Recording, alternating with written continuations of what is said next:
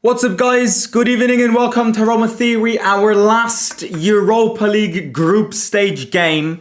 We are guaranteed in the 24 teams. Our objective is very simple: get in that top 8 and not only avoid the playoffs like we played last season against Porto, which is 2 extra games, and consider those 2 extra games not just as energy consuming, but psychological and mentally also consuming. So it is very important to get in that top 8. What we need to do to get in that top 8 without any mathematical calculations is win in Athens against Panathinaikos. With a win on Thursday, we would automatically get in that top 8. If we draw on Thursday, I believe it depends on other results. There is still quite a high chance that we do get in that top 8 with a draw, but we need to win. We need to win also because, remember, the higher you get in this table, the more games and the more chances you have to play the second leg at home in the majority of your knockout stages. Because I'll give you an example. Let's say you get third out of top 8, which is still very possible. I don't think you're gonna get top 2 because I still think Lyon and Villa are gonna win the remaining 2 games, and thus they are going to maintain the first and second position. But let's say you do get third, that means that you would play against everyone with the second leg at home apart from Lyon and Villa, who are ahead of you. So the higher you get, the more chances you have that the majority of your knockout stages will be with a second leg at home, which is good because look at last season. I think if we had played the Bilbao tie and the other way around, we would have eliminated them. I'm almost convinced about this. Remember what Roma is like in a European knockout stage. We've grown so much. We've developed so much with Mourinho. It's kind of our backyard, I would call it. A second leg at the Olimpico in Europe in these coming years has become our own backyard. And look, I'm very excited. I'm very excited because you know how much I care about this trophy. And for me, the knockout stages in Europe are the most entertaining part of the season. I don't know what it is, but nothing beats a knockout stage in Europe, whether it's the Champions League or the Europa League. And we've got a big revenge to take. And yeah, I really wanted to go to this game. I really wanted to go to this game in Athens because it would have been a cool one. And we are Athenian brothers. Panathinaikos is twinned with Roma. We have a very strong bond, so it would have been a fun one. And also, I feel like I've never been to Athens. I've never been to like mainland Greece. And I'm such a geek when it comes to history, even philosophy at times and all that Socrates and stuff, that I feel like a very good vlog and a very good experience would have come out of this trip. But as I said in previous days, something very sad happened. If you've been following, you will know. So unfortunately, I had to cancel the plans of going there. But there, look, if we qualify, which we are going to qualify, but if we in future rounds, I will organize European away games because I feel like we're missing a few this season. Apart from Nice, we did Nice, but I want to take a few. I want to take a few out as well in the knockout stages. Okay, I mean, looking at the. Hang on, before we look at this game, and I'll give you my predicted 11, let's just look at the table. How about we just look at the table for a few minutes and analyze teams that are ahead of you, teams that are already eliminated, just to get a big picture of the situation. Because I feel like with the Europa League this season, and also last season, I've only ever focused on ourselves, that I don't really know what's around us. What other teams are doing. So just to get a little scene, due to the fact that it's the last Europa League group stage game, let's look at the table and let's understand the situation. So some teams are already eliminated. 6 teams are already eliminated, which is interesting. I mean, Rangers are eliminated, Sturm Graz are eliminated, Nice are eliminated, Utrecht are eliminated, Malmo from Sweden are eliminated, and Maccabi Tel Aviv are also eliminated. Funnily enough, we faced 2 of these teams, Rangers and Nice. So these teams are already out. Teams which technically still have a mathematical chance to get in that top 24, but I highly doubt it, are Go Ahead Eagles from the Netherlands, Bucharest from Romania, Salzburg from Austria, Basel from Switzerland, Ludogorets from Bulgaria, I believe it is, and Feyenoord. Feyenoord, at time of speaking, would be eliminated. They can still get in that top 24. It is still mathematically possible if other teams drop points and they win. But at time of speaking, they are out. And who wouldn't love another tie against Feyenoord? Then, in the playoff position, we have Porto, Genk, Red Star Belgrade, PAOK, Stuttgart, Celta Vigo, Bologna, Nottingham Forest, Victoria Pilsen, Fenerbahce, Panathinaikos, who we were playing against, Dinamo Zagreb, Lille, Brann, Young Boys, and Celtic. And in the top 8, we've got Real Betis, Ferencváros from Budapest, us, Braga, Midtjylland, Freiburg 3rd, Villa 2nd, Lyon 1st. I think my prediction, seeing who these teams play in this last game, is that Porto will make it in the top 8 because they're playing at home against an already eliminated Rangers and they're going to find somebody that is going to drop points. So my prediction is Porto to get in that top 8 and maybe Ferencváros to crumble down. It depends on games. I haven't looked at all games, but look, I think we have a big chance. Of course, the chances that we do fix in this position is pretty big.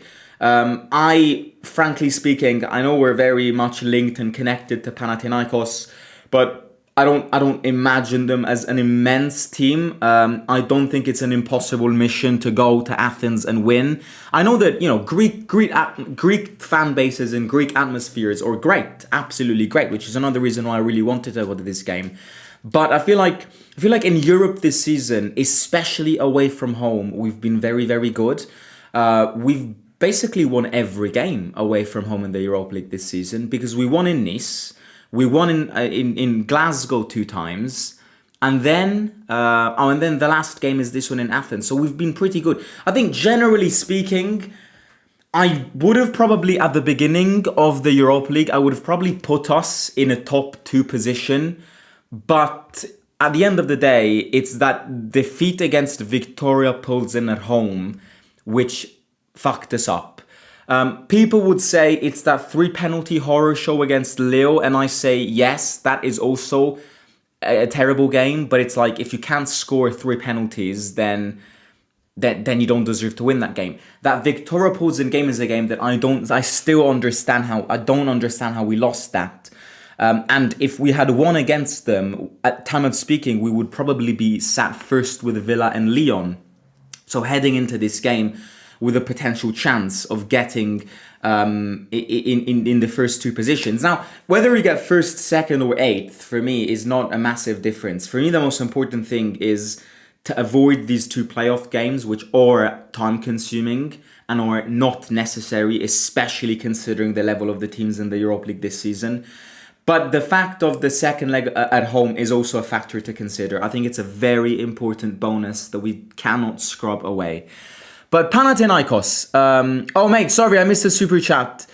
Lucan504, thank you very much for the super chat. Hey, what is your 5 dream away games to go with Roma? I'll answer that with pleasure at the end, mate, if you don't mind. I'll go through comments and answer to that at the end. I won't forget, but thank you very much. Oops. Thank you very much for my pen fell, sorry guys, for the super chat. By the way, hit the like button, subscribe to the channel, do all of that good stuff down below. Hit the like, share the video with your friends. Let me know your predictions for this game. Are we going to get in that top 8? Are we going to get in the playoffs? Let me know and hit the like and do all of that good stuff. And I'll answer questions at the end. Panathinaikos, I was looking through their team and I'm like, they've got so many players that I had no idea played for them. The 2 ones that stand out are Renato Sanchez. Renato Sanchez plays for Panathinaikos. I was going through their team and I'm like, what? Surely he's not fit to play against us. And apparently he isn't. And the other player is Calabria I remember Calabria from his Milan times. How the hell has Calabria ended up in Greece to Panathinaikos? Crazy stuff. Their best player is the player I put on the thumbnail, which is their main striker, Zarouri. Zarouri is one of their players. They're probably their best player. Moroccan striker, is like the second player who scored the most goals in this Europa League campaign. So a little eye on him must be. It's important to keep an eye on him. But other than that, look, I expect us to win this game. I don't expect a starting formation, and I don't want to see a starting formation. I think the formation will be very similar to Stuttgart a few days ago. Balancing, yes, some players that can win you the game and not risk it, but it won't be a starting one. Remember, Malen, Robinho Vaz, Venturino, all of these new signings are not in the UEFA list, so they can't play this game. So this is another good chance for Ferguson to maybe bag a few. I expect Paulo to rest this game. I don't see Paulo starting, and frankly speaking, I don't want to see Paulo starting. I think I've said it many times. Preserving Dybala at this stage is very important. That this game is not necessary to have Dybala on the pitch. So I'm expecting Soulé. And I'm expecting Pellegrini next to him, who is coming from a goal on Sunday against Milan. In the middle, of course, Kone out for a month with that injury against Milan. Cristante, I think, will rest this one. Pizzilli will start 100%. And I want to see El Enaoui because this is probably a good game to get back in the rhythm following that AFCON transition. So I definitely want to see El Enaoui and Pizzilli. Chilik and Wesley on the flanks to keep some intensity going. I'm not sure Wrench is fit.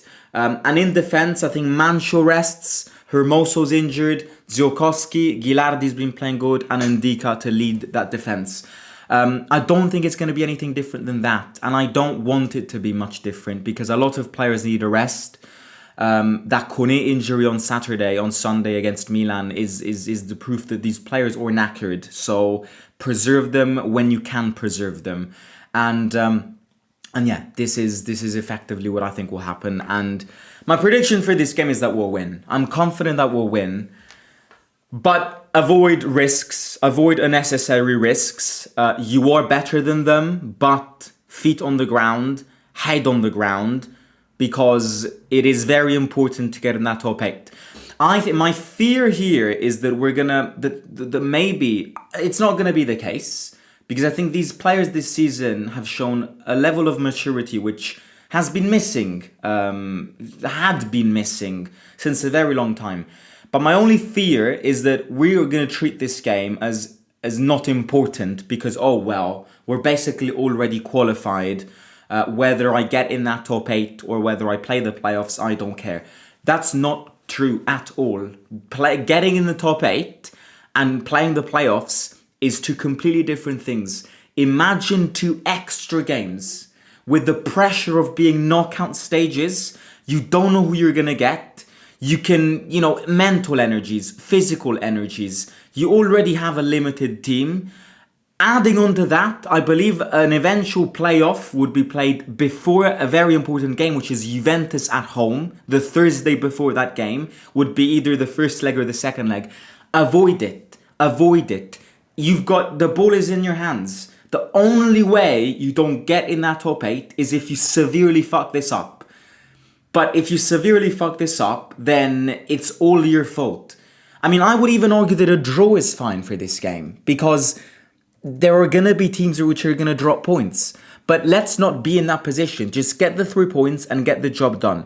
With a draw, you'd go 16 points. Yeah, I mean, there's still a chance we go through with a draw, but you'd have to calculate it and you'd have to depend on other teams. I mean, when you can simply win this game, please, let's not make the mistake that we've made many times.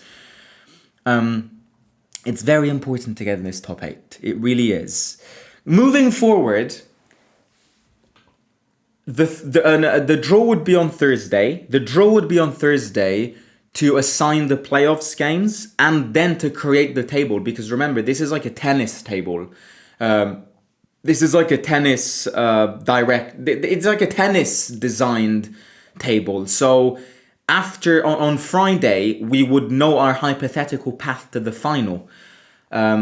Which is very interesting, which is very, very interesting. And I've seen a comment in the chat which goes, Villa in a final or Villa before.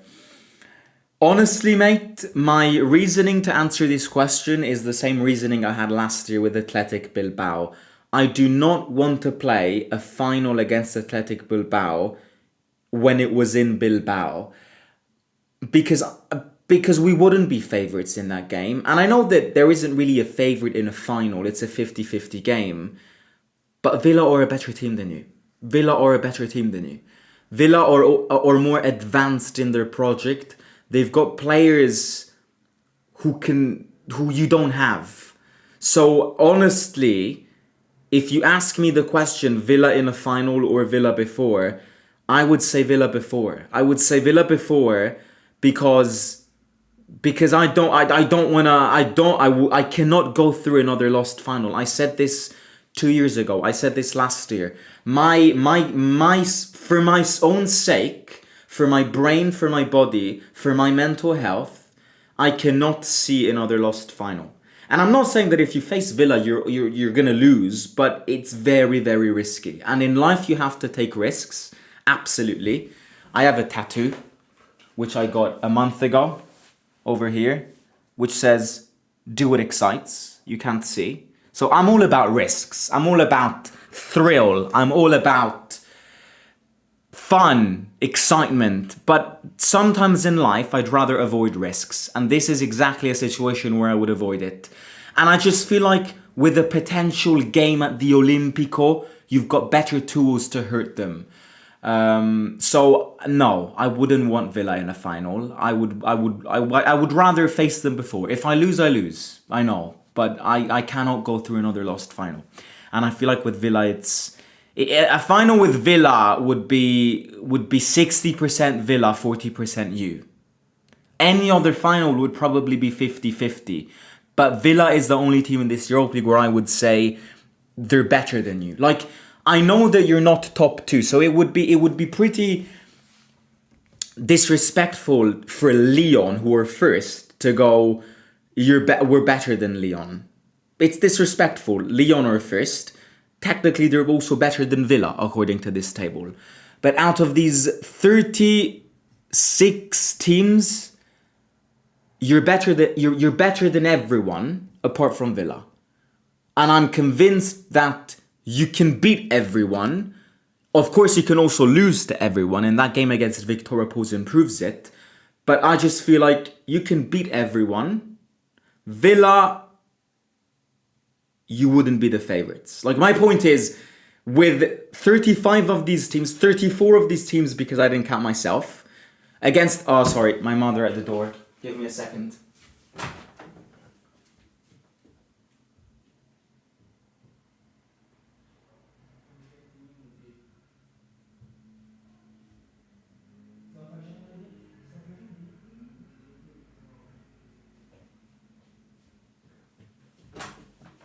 Apologies for that. My mother was at the door. Now, what I was saying is, against 34 of these teams, I would put you as favourite. Against Villa, I wouldn't. So you calculate the risks and you do it. But one step at a time. Big step, qualifying for that round of 16.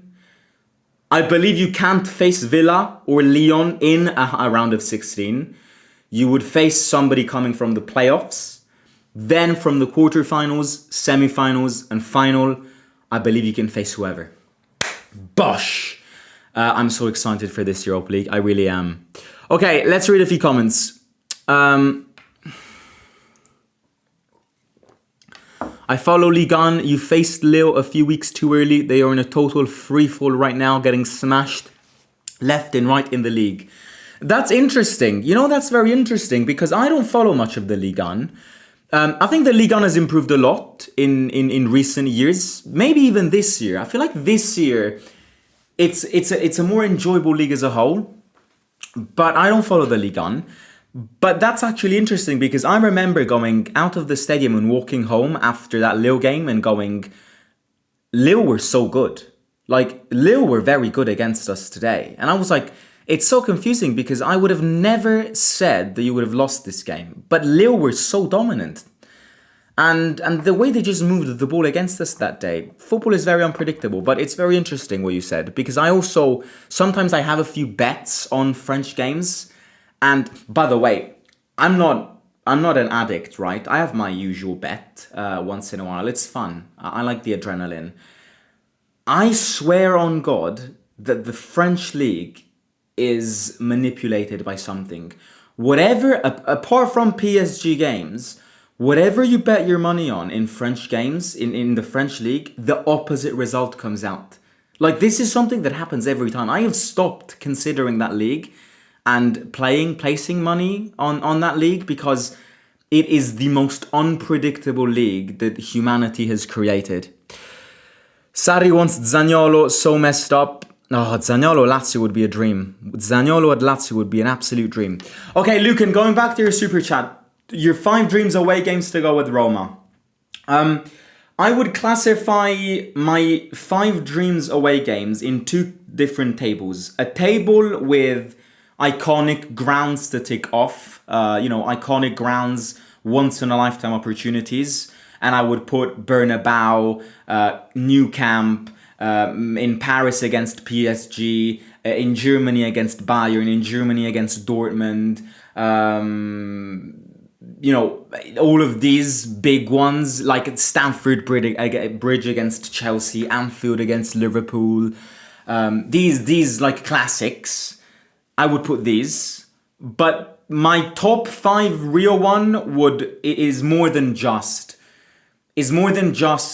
the ground. Like, for me, was something that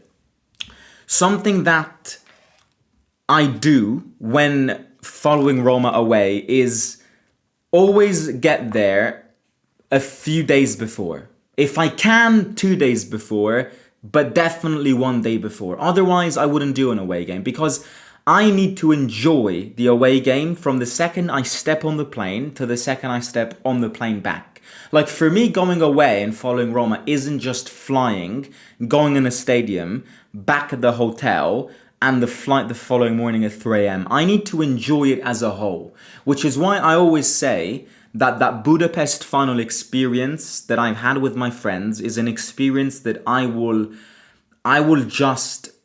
tell my kids, because the amount of fun that we had in that trip, border controls, scams on booking.com, amusement parks and ghost trains and horror houses at like 3 a.m. at night, entering in the Red Star Belgrade Stadium by ourselves, getting tours from Serbian old guys around the Partizan Stadium. Like, for me, it's the overall experience.